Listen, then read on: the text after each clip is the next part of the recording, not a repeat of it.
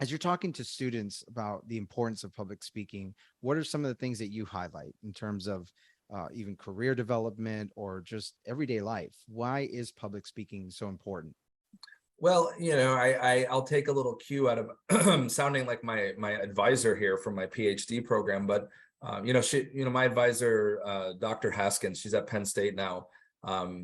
She would say that the ancient teachers of rhetoric believed that by modeling and speaking from exemplars, we know Aristotle did this, we know that Isocrates did this.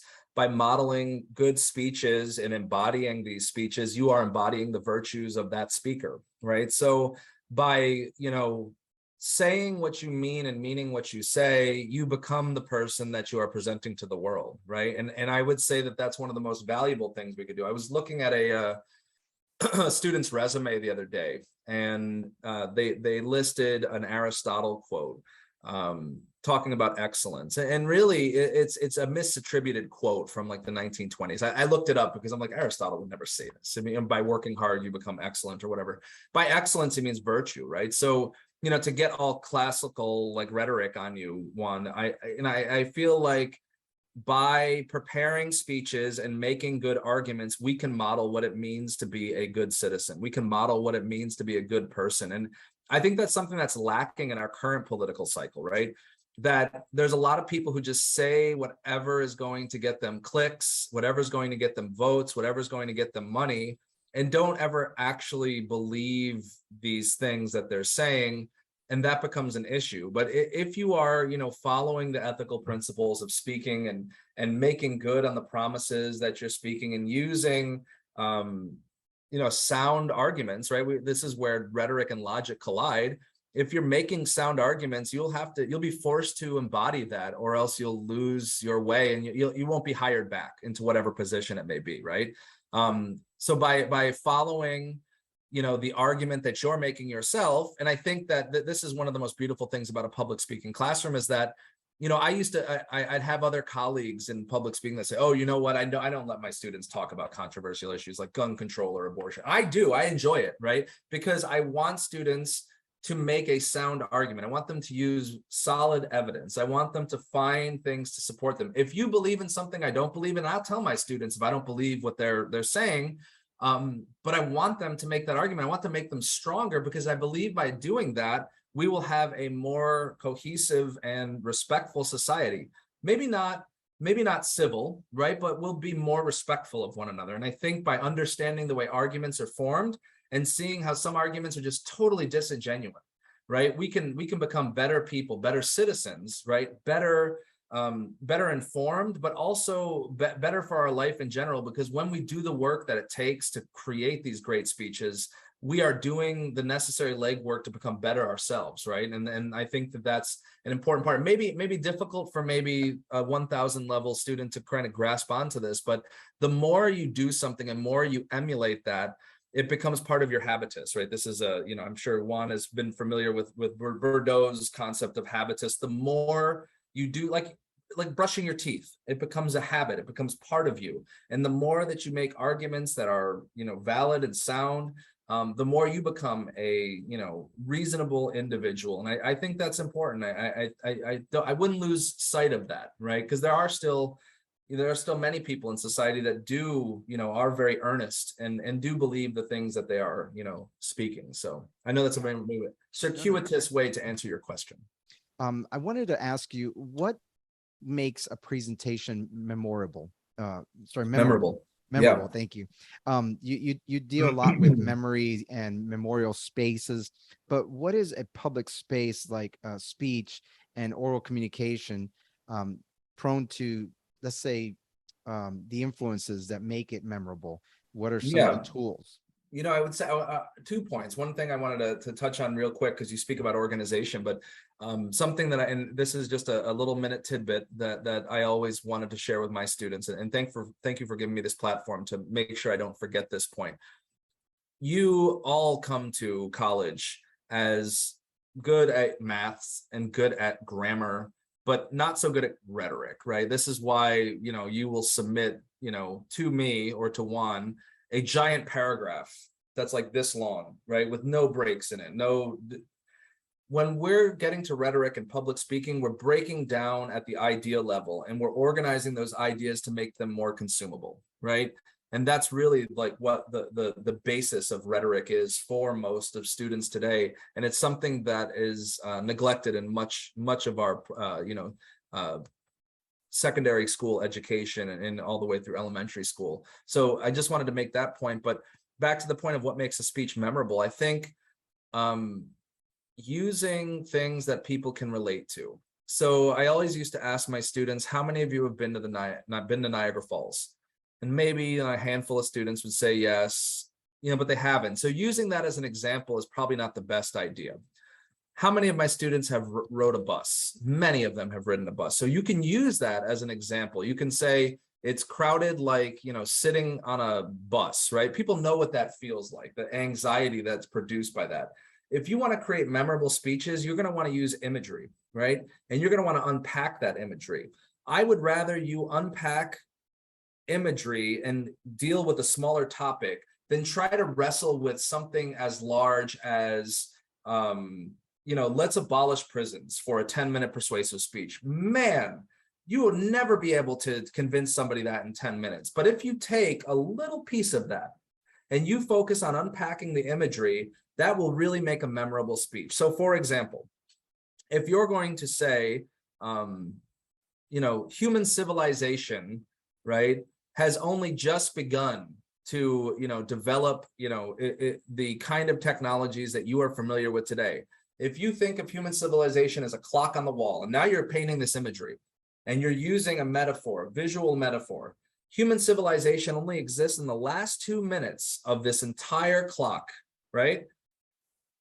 In the rest of that clock face, we have been hunters and gatherers, just working with crude stone tools. And the birth of the eotechnic phase, where we begin making glass and steel and seeing society as you know it today, or what you can visualize as society, only exists in that last 2 minutes. Using imagery like that makes a memorable speech, and people can walk away and remember your arguments because you're using metaphor, right? You're using very important figures of speech to help you sell yourself. And that imagery is really what we work in. We trade in imagery on a daily basis. If you think about your favorite musical artists, your favorite musical lyricists, I should say, are using imagery that's really powerful, right? I can't get right now, there's 21 Savage had some rap line or whatever in my head that I can't get out of my head. And I'm not going to say it because it's really like vulgar, but the imagery of some of these lyrics is so powerful that it becomes memorable. And I would say that if you want to make a memorable presentation, you develop your use of imagery. So that's my short answer for that. Develop imagery. And that ties into speech effectiveness, right? How do I find out if I'm delivering an effective speech? Like what would you be speaking to your students about if we're talking about speech effectiveness? If you want to be a memorable speaker, you got to practice. I know we say practice, and you're going to wake up the morning with your speech and you're going to spit it a couple times, but that speech has got to be done, okay, with a good several days in advance. And I'm not naive. I know you guys are finishing this stuff the night before, okay? I get that. I get it, all right? But you got to practice. You got to really live that speech. And one of the things I used to do is my final presentation for my students when I was teaching public speaking was a speech of memorization. We were not doing the persuasive speech as the final speech. I wanted my students to memorize a 3-minute speech that they crafted over the course of a whole semester. And yes, the persuasive speech was there, but the final thing that they did for me was memorize a speech. Right. Which required them to get some practice, because I do believe that practice makes perfect. And you're not going to be the speaker you want to be if you finish your speech the night before, crack your knuckles and go, all right, I did it. Let me go to sleep and get up and give that speech. You're just not going to do it. I'm not saying you should memorize a 10-minute speech, but I'm saying you should finish your speech with enough leeway that you can give it a good go 5 or 6 times in the mirror. You can present that, I will tell you, the person who gets most annoyed with me, now it's my wife, but my mom and dad, when I was in school, used to get so annoyed because I would come down and say, all right, I want to recite this for you. Like, all right. So when I was defending my dissertation, I must have practiced that in front of my wife, and my parents ended up coming to see my dissertation defense. I practiced that for them at least 4 or 5 times. And that's a long, that's like 30, 40-minute presentation. Okay. Yeah, yeah. That's the kind of stuff that, you want to do. If you want to be an effective speaker, you've got to practice. And I know it sounds like the most trite, overused advice ever, but coming from somebody who has spoken for a living, who's made a living out of this stuff, you got to give it your all. You have to do that speaking, because if you're not doing that speaking, you're done. You have to practice, because there's going to be times when you get tongue-tied on the words that you want to say, and you got to make sure that you're coming off effective with those. Like it's going to show. So, and your professor will be able to tell. So we did not compare notes, and I have been saying that. So yes, you guys heard it now. You heard it from a pro. You heard it twice. Okay, it's in your book. You gotta practice, guys. We talked about video. Videoing our speeches at home and going back and doing some self-critique. I use this one. I'll just show you right here. This is everybody's got this on their phone. I guess we don't, not every phone does have this. But I think from what I've gathered is that even a lot of Androids do. Open up your voice memos, guys, and just use this thing. And it plugs into your car. You use your aux cord. I know I'm old school now saying aux cord, but like it syncs up to your Bluetooth speaker. I used to just listen to myself speaking, and then I would re-record it. I would listen to myself speak for a couple days, and I'd be like, man, I could do this better. And I would re-record it. And then that becomes a oral cue in your head, so you know where to get it right? Because it is a performance. Public speaking is an art. I would say this is your art class. And I do believe that public speaking, we are a disservice to the public speaking student, because we're not housed in the performance space. Right. We should be in the theater. Absolutely. Right. We're using acting skills all the time. Exactly. We should be in the theater. I strongly feel about arts across the curriculum. Yes. I do think that, people who make pottery, should be housed in the geology, the geology department. I think that, all of these arts, public speaking is our art. And yes, we're in the sciences department. We're in the College of Sciences, but we should be along with the performing arts. I do think that we are arts enough. And this is a performance. You have to use your entire body. Absolutely. You can't neglect your body from this. We should be in the dance theater. We shouldn't be in a speech. We shouldn't be in a classroom with a lectern. The lectern should be carried out of there and brought over to the performance space. So I want to head towards the finish line here with the topic that is really sensitive to all public speakers, and that's public speaking anxiety. Mm-hmm. Thankfully, there's a lot of resources out there, and I've done a lot of research for this class to try to get the students some tips, some tricks, ways to understand it, really, because a lot of times it's not explained very well. And we've watched everything from TED Talk videos. I want to hear your take on handling or even eliminating public speaking anxiety. The way I use my office hours, or when I was teaching speech, is that I would have an affinity group of students who had particular anxieties about speaking. They would come and visit me every single week and during office hours. And we would go through a group of performance exercises that come out of theater. In class, if you were to walk in my class, the top of the class, we would spend the first 5 minutes doing deep guided breathing. I would say my mentor, Tomie Han, who is a professor of dance, she was on my dissertation committee. She studies embodiment and how we embody knowledge. We would do yoga in her class. The one day out of the 2 days that we met, every single day we do an hour of yoga. And that was my introduction to breathing and the role of breathing and reducing anxieties. And she always would remark how valuable this experience was for her engineering students and the science students who are so disembodied from their bodies. And that's the main point I want to make. Right. I'm not here to tell you that you should do deep breathing. One of my best public speaking students hated my deep breathing exercises. He had wanted nothing to do with it. He actually paced up and down the hall while I was doing this with the rest of the students.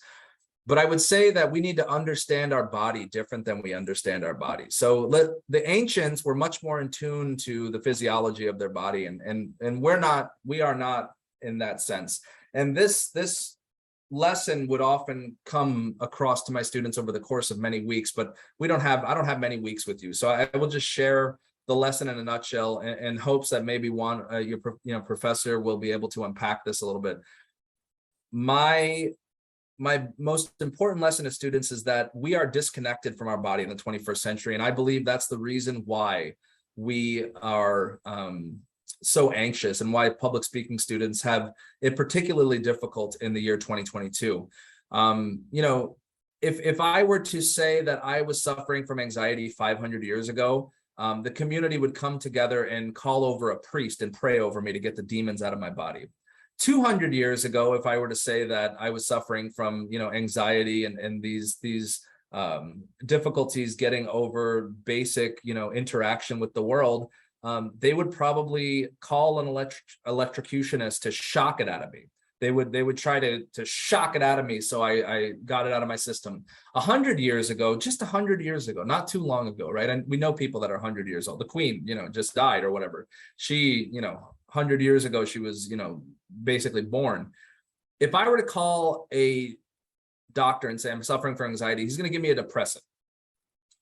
You'd be like, depressant? Like, that doesn't even make sense to us today. And if I were to go to a doctor today and say I'm suffering from anxiety, they would give me what is called an antidepressant, okay? The point being is that every step of our understanding of anxiety and the way that we treat anxiety changes over time. But the thing that doesn't change is how disconnected we become from our physical body. And the point being, when I start talking about, speech needing to be in a performance space, is that we are not listening to our body. When you start shaking when you're speaking, is that because you just are, broken? No, it's because you're not breathing. You're forgetting to breathe. Breathe. I tell my students in their note cards when they're speaking to write a breath into their speech. Write that breath in there. Just write breathe. Just in brackets, just put breathe. Give that yourself a moment. Give yourself permission to breathe, right? When we talk about the body, right, when we say I have a stomach ache, we're using very crude language that has been carried with us from a very tiny understanding of the human body that existed at that time.